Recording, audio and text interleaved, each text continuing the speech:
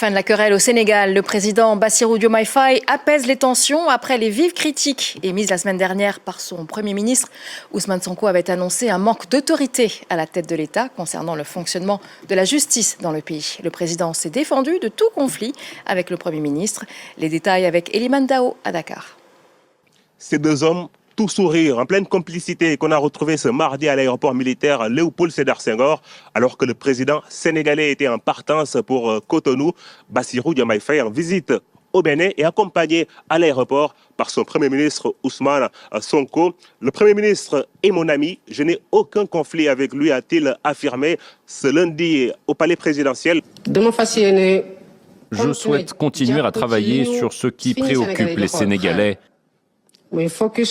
en mettant l'accent sur les solutions à apporter à leurs difficultés.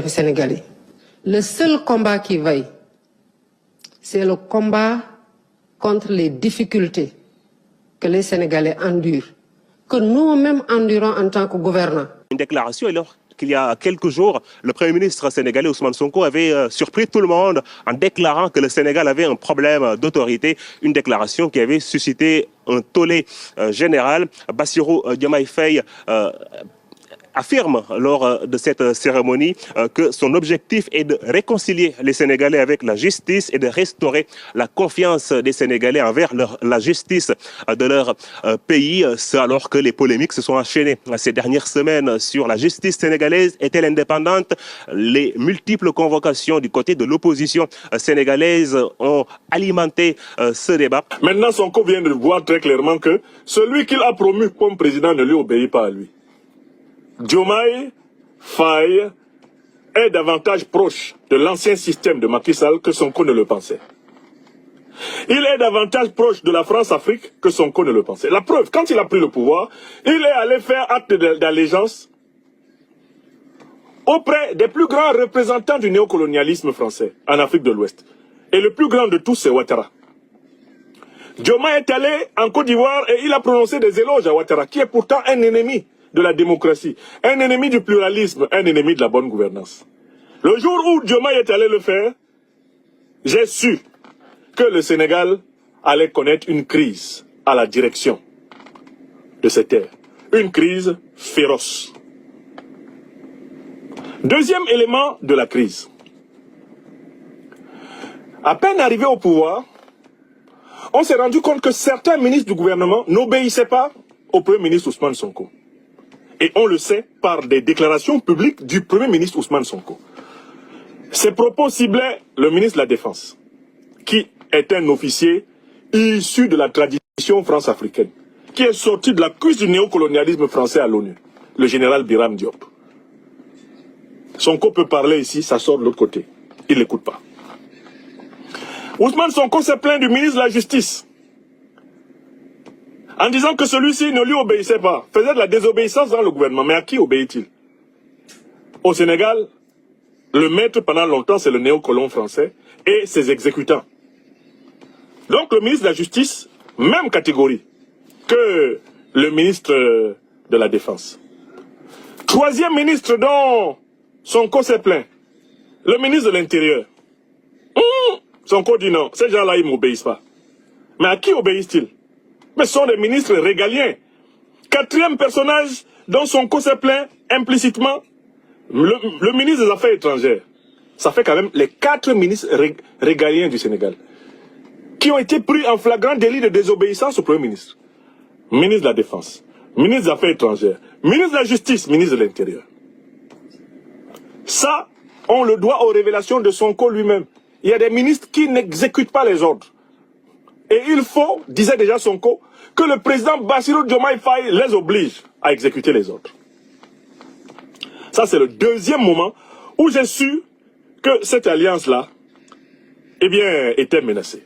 La crise entre Ousmane Sonko et Bassirou Diomaye Faye, Ousmane Sonko et Bassirou veulent, et ils ont tout à fait raison, c'est de la tactique politique, la minimiser, en disant que c'est juste parce que le président Bassirou Diomaye Faye ne punit pas fermement, il est un trop bon père de famille qui caresse tout le monde, il ne veut pas brusquer les gens, il est trop conciliant.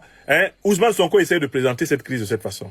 Mais en réalité, le fond de la crise, c'est que Ousmane Sonko a toujours estimé, et il a des bonnes raisons de le penser, que c'est lui qui a donné le pouvoir à Bassirou Diomaye Diakhar Faye. Et autour de Bassirou Diomaye Diakhar Faye, les néocolonialistes français et leurs représentants au Sénégal n'arrêtent pas de mettre dans sa tête: tu ne dois pas le pouvoir à Sonko. Waouh, waouh. Tu es le président de la République, c'est toi qui commandes. Sonko n'est rien dans ce pays-là. S'il continue, tu le fous en prison.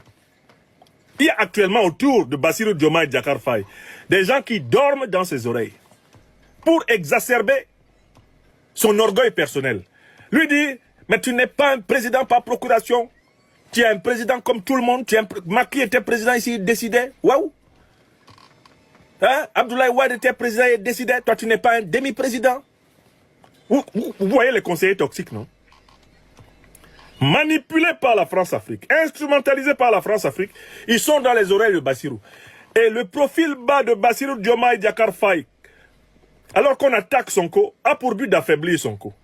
Car on lui a dit qu'il ne faut pas que Sonko soit trop fort. Si Sonko est trop fort, lui n'aura jamais été qu'un président par substitution, un président mou. Et Bassirou Diomaye Diakhar Faye, derrière ces petits dehors de gentils garçons, c'est un Paul Biya bis. Le portrait psychologique de Bassirou. Allez étudier Paul Biya au Cameroun. Paul Biya est venu comme ça au pouvoir, hein, à côté d'Ahidjo. Vous savez, le président de la République a bien voulu me faire confiance pour diriger le pays. Quand Ahidjo a démissionné en 82, Ahidjo a gardé la présidence du parti. Ahidjo là, il est enterré à Dakar. Hein.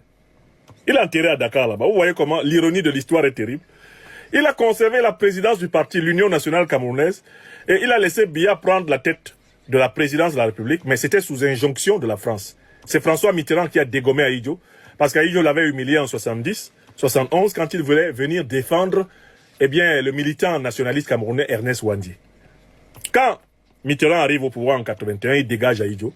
Ahidjo trouve une solution de rechange. C'est: je vais rester le personnage majeur du Cameroun. Ahidjo essaie même de faire modifier la constitution pour dire que le président du parti est supérieur au président de la République.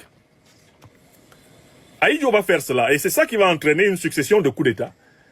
Ahidjo va devoir fuir le Cameroun et il ira mourir en 1987 en exil au Sénégal, où il est enterré au cimetière de Dakar Yoff. Sa tombe est là-bas, avec celle de sa femme, Germaine. L'assassin de Ouandié est enterré au Sénégal.